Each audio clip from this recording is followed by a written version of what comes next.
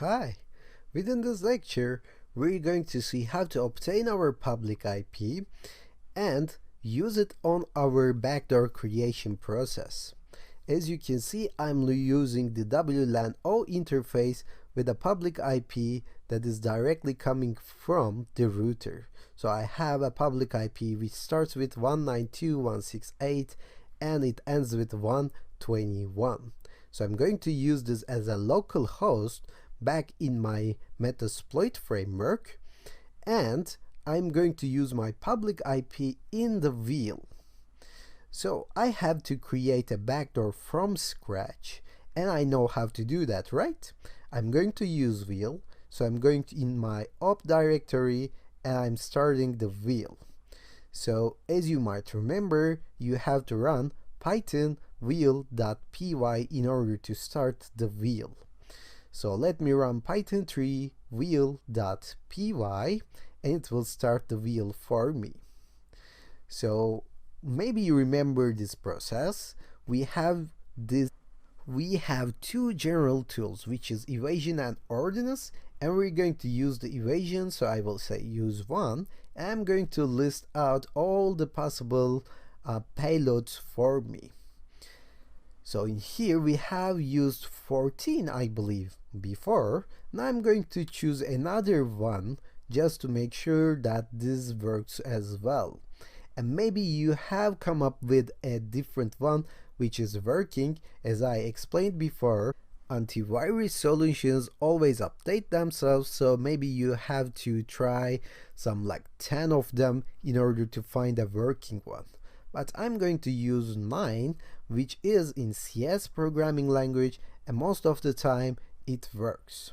So I will say use 9, and in here we have the options. Okay, we can see the options. I'm going to change them. First, as you can see, we have to specify the L host and L port. And of course, you can change the processors and sleep in order to customize your backdoor like we did in the previous sections. Even though they're optional, it is actually necessary to change them in order to avoid some detection of the antivirus solutions. So I'm going to set sleep to 3 and I'm going to set processors to 1. Later on, if I say options, then I will see my L port is already 8080. I'm just going to leave that as well, and I'm going to change only the L host, and I have to specify my public IP this time. So how do you get your public IP? As I said before, you have to go to Google, okay? And let me go to Google in here to my Firefox browser and say google.com, and you can search for what is my IP, and it will display your public IP. Of course, I won't show my public IP in here. I will pixelate it, but you will see it in this picture in here, and all you have to do is just copy this public IP from here and paste it on your terminal. Okay, so come here and say paste and hit enter once you do that. Now you're ready to generate the backdoor. So hit generate and it will ask you for a name. Just choose a new name for your new backdoor. I will say like something like outside network backdoor, and it will generate and save it on my user share folder. So let me go to that folder and find my newly created backdoor. So we have to go to computer here and user and then share, and I believe it's under wheel output, so it should be down there.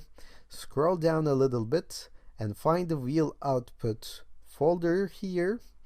I believe it's here, and under compiled you will see your newly created backdoor.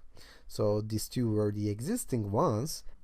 I'm going to take the new one and use it. And I'm just going to copy this under my web root of Apache server. And in a real life example, you would want to zip it and upload it to some server like maybe Dropbox or maybe WeTransfer, because you would be on the outside network. Okay, so I pasted it in my backdoors folder here on my Apache server. I'm going to transfer this using my local IP one more time. So I'm going to temporarily put my Windows on the same network as my Kali Linux, but you don't have to do that. You can just transfer this with Dropbox or WeTransfer, as I said. Of course, you can try to use your webroot Apache server as well. So let me run MSF console, because we would need to set up a listener as usual. And this won't be any different from the previous examples, because we're going to use local IP of Kali Linux in this case as well. So let me open multi-handler one more time. Remember, we have to say use exploit/multi/handler. And I have to set payload to Windows meterpreter. Okay, so Windows/meterpreter/reverse HTTP again. And then if you say show options, it will display the options to be changed, and we have to change the L host. So I'm going to change my L host to be my new local IP, and I can get it from another terminal by running ifconfig as usual. And my local IP is 192.168.121. So L host is 192.168.121. Okay?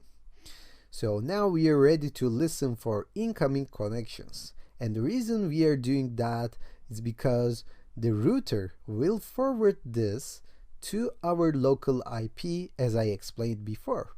And we need to configure our router to do that as well. And that's what we are going to do in the next lecture.